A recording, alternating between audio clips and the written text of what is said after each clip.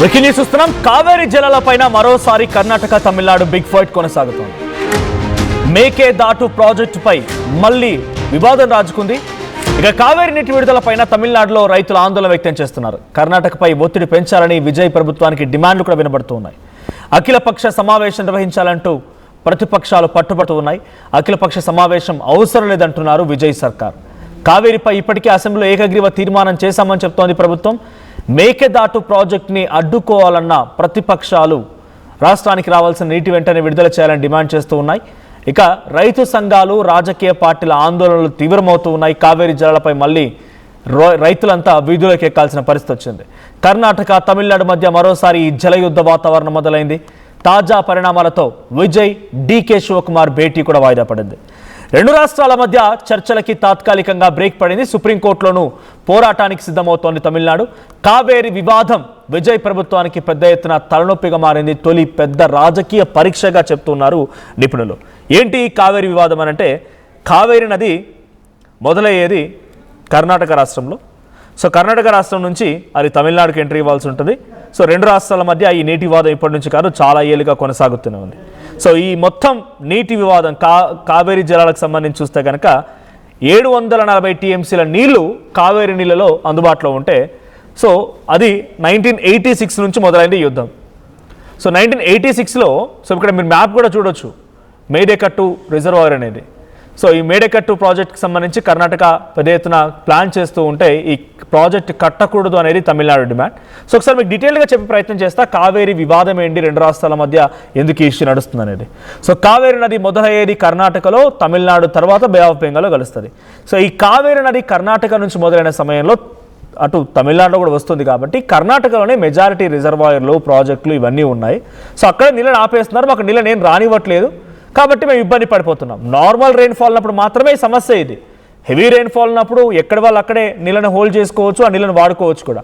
So normal rainfall ఉన్నప్పుడు 740 టీఎంసీల నీళ్ళని ఎవరు ఏ రకంగా వాడుకోవాలనేది 2007లో ఏర్పాటైనటువంటి ఒక ట్రిబ్యునల్ ఏర్పాటు చేస్తే ఆ ట్రిబ్యునల్ ఇచ్చినటువంటి ఆర్డర్ ప్రకారంగా బయటకు వచ్చింది. ఏంటిది, 1987 నుంచి వివాదం ఉన్నది.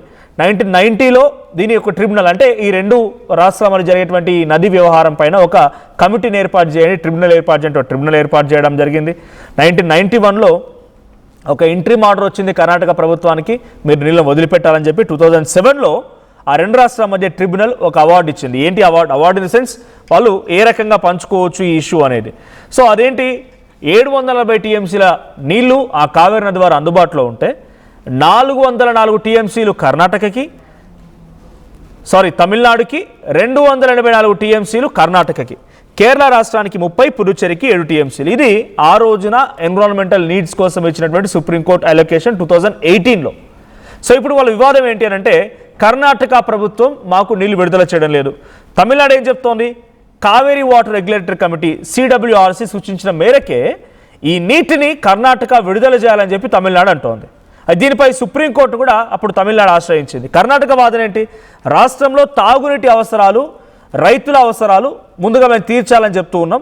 సో ప్రస్తుతం వర్షాల వల్ల కబిని జలాశయంలో నీటి నిల్వలు పెరగడంతో కొంత నీటిని విడుదల చేయడం ప్రారంభించాము. అయితే అవసరమైతే చట్టపరమైన పోరాటం కూడా కొనసాగిస్తామనేది కర్ణాటక వాదన. మాకు బేసిక్ నీడ్స్ కావాలి, మా నీడ్స్ ఫుల్ఫిల్ అయినాక మీకు వాటర్ వదిలేసేది. సో మేకేదాటు ప్రాజెక్ట్ ఏంటిది, కర్ణాటక సీఎం డీకే శివకుమార్ ఏం చెప్తున్నారంటే, మేకేదాటు ఆనకట్ట నిర్మాణం శాశ్వత పరిష్కారం అని చెప్తున్నారు ఆయన. తమిళనాడు మాత్రం ఈ ఆనకట్ట వల్ల దిగువ ఉన్నటువంటి ప్రాంతాలకు నీరు రాదు అనేది తమిళనాడు వాదన. సో రెండు రాష్ట్రాల మధ్య ఈ రాజకీయ ఉద్రిక్తత కొనసాగుతోంది. సో పశ్చిమ కనుమల నుంచి కావేరీ నది మొదలై కృష్ణరాజసాగర్, హేమావతి, మేకేదాటు కర్ణాటక రాష్ట్రం దాటి ఇక తమిళనాడులోకి ఎంట్రీ ఇస్తే హొగ్గేనక్కల్ జలపాతం తమిళనాడు, తర్వాత మెట్టూరు డ్యామ్, తంజావూరు డెల్టా, ఆ తర్వాత బంగాళాఖాతంలో కలుస్తుంది. సో ముందుగా రాష్ట్రానికి తాగునీరు అవసరాలు తీర్చాలనేది కర్ణాటక వాదన, సుప్రీంకోర్టు తీర్పు ప్రకారం విడుదల చేయాలనేది తమిళనాడు వాదన. మేకేదాటు డ్యామ్ నిర్మించాలనేది కర్ణాటక వాదన, మేకేదాటు వల్ల మాకు ప్రమాదం అవుతున్నది తమిళనాడు వాదన. ఈ రెండు సమస్యలు కాస్త రెండు పొలిటికల్ రైవలరీగా దారితీసింది. పబ్లిక్ ఏకంగా నిరసన తెలియజేయాల్సిన పరిస్థితి వచ్చింది. ఎట్టి పరిస్థితుల్లో నీళ్లు విడుదల చేయొద్దనేది కర్ణాటకలో వినబడుతున్నటువంటి నినాదాలు, అటు తమిళనాడులో మాత్రం నీళ్లు విడుదల చేయాలని ప్రభుత్వంపై ఒత్తిడి తీసుకురావడాలు.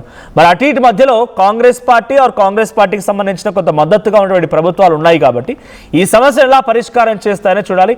మా ప్రతినిధి senior journalist AP input editor Krishnamohan సిద్ధంగా ఉన్నారు. కృష్ణమోహన్, సో ఏంటి రెండు రాష్ట్రాల మధ్య కావేరీ జల వివాదం ప్రతి వర్షాకాలంలో ఉండేదే, సో ఈసారి తారాస్థాయికి చేరింది. రెండు రాష్ట్ర ప్రభుత్వాల మధ్య ఒత్తిడి తీసుకొస్తున్నారు, ఒకరిపై ఒకరు వాదోపాదాలు చేసుకుంటున్నారు, నినాదాలు కొనసాగుతున్నాయి, ఆందోళనలు రేకెత్తిస్తున్నాయి.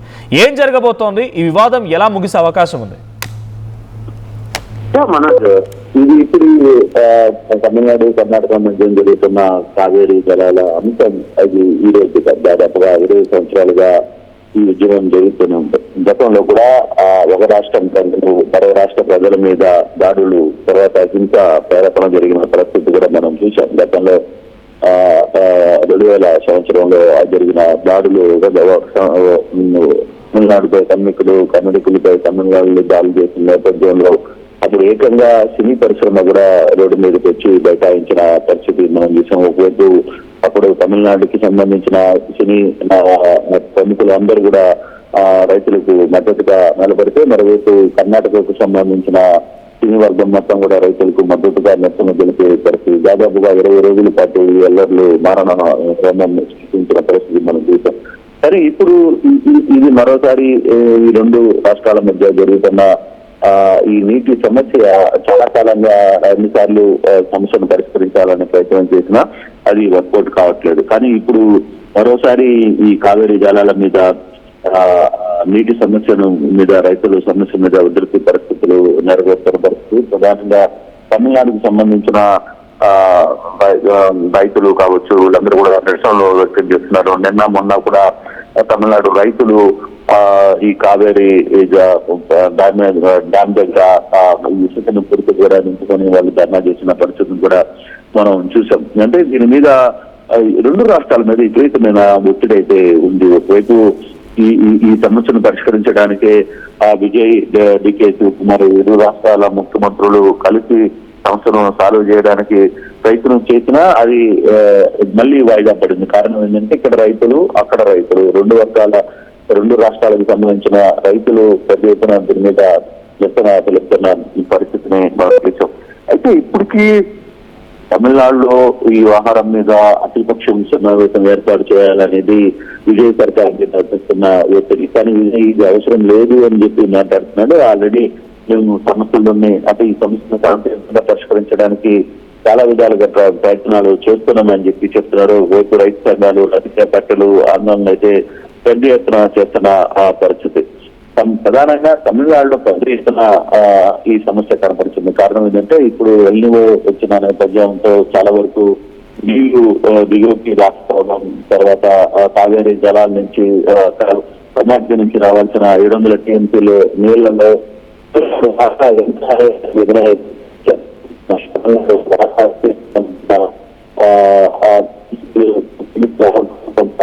అడ్డు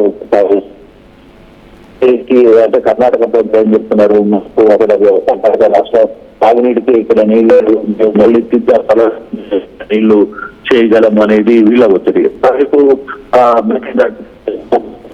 కూడా నిర్మాణాన్ని ఆపాలనేది తమిళనాడు ప్రజలు కోరుకుంటున్న పరిస్థితి. ఏదైనా దీన్ని ప్రభుత్వాలు, రెండు ప్రభుత్వాలు వాళ్ళు చేస్తున్న పరిస్థితి ఒకటే చెప్తుంది. రాష్ట్రానికి కావాల్సిన నీటిని వెంటనే విడుదల చేయాలి.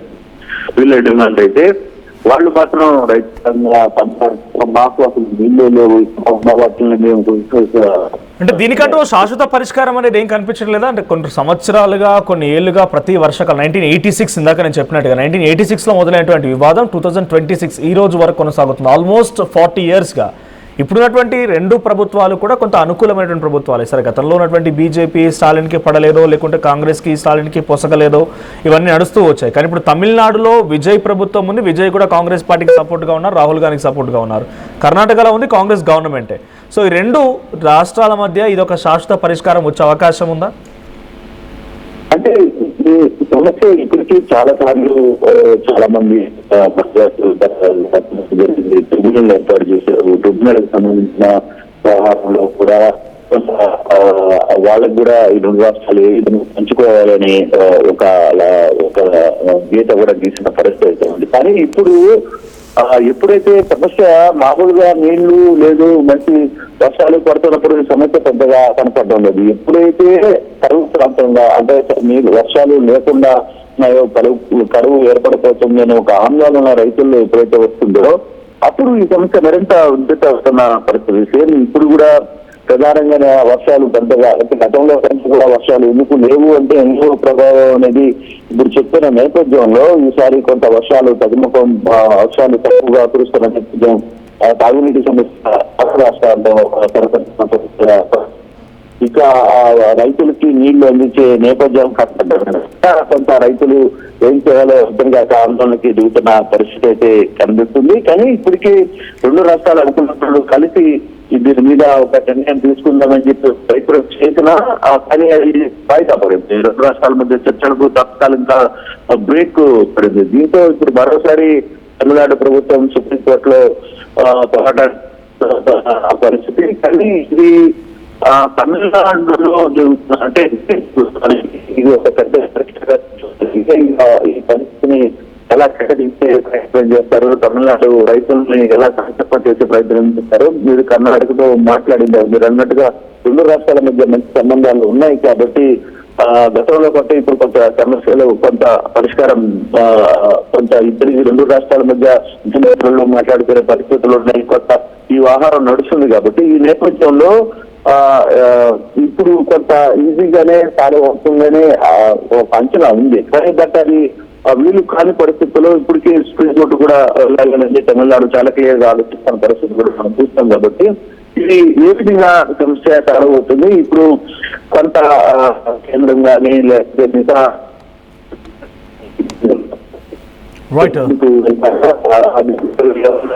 సమస్యను పరిష్కరించిన ప్రయత్నం చేస్తారనేది చూడాల్సిన అవసరం అయితే ఉంది. Right, thank you Krishnamohan. So మొత్తంగా కావేరీ జల వివాదం ఇంకా అటు తమిళనాడు అండ్ కర్ణాటక రాష్ట్రాల మధ్య కొనసాగుతూనే ఉంది. కర్ణాటక రైతులు ఎట్టి పరిస్థితుల్లో నీళ్ళు వదిలే ప్రసక్తి లేదని చెప్పి నినాదాలు చేస్తున్నారు. తమిళనాడు వాళ్ళు మాత్రం మాకు ఇక్కడ పంటలు పండాలంటే డెఫినెట్గా కావేరీ జలాలు కావాల్సింది వాళ్ళు మాట్లాడుతున్నారు. మెట్టిదాకు అనేటువంటి ఈ ప్రాజెక్ట్ ఎటువంటి విధంగా ముందుకెళ్తుంది, రిజర్వాయర్ని ఏర్పాటు చేయడం కుదురుతుందా లేదా, 2 రాష్ట్రాల మధ్య ఈ సమస్య ఏ రకంగా పరిష్కరించుకుంటారా, అటు హైకోర్టు సుప్రీంకోర్టు ఆదేశాలను అమలు చేస్తారా, లేదు ప్రభుత్వాలు అక్కడ ప్రజల యొక్క అభీష్టం మేరకి అక్కడ జరిగేటువంటి డిమాండ్స్ మేరకి ఏ రకంగా తలగుతాయో చూడాలి. సో అక్కడ డీకే శివకుమార్ అండ్ విజయ్ ఇద్దరిలో ఎవరు నెగ్గే అవకాశం ఉంది, ఎవరు తగ్గే అవకాశం ఉంది, కామెంట్ చేయండి.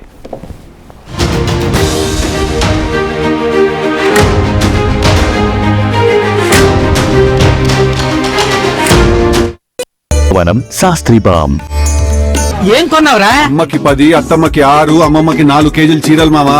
అబ్బో ఇక్కడ కేజీ చీరలు కొంటే అర కేజీ చీరలు ఫ్రీ అంట.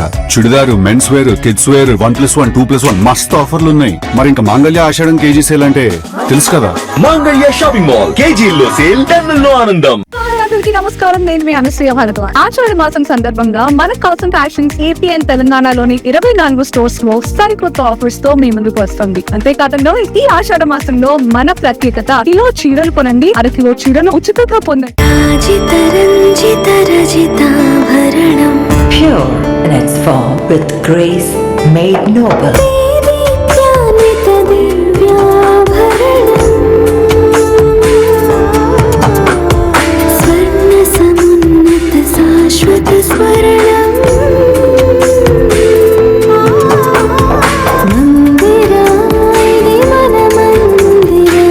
Mandira Premium Silver Jewelry by Manipali.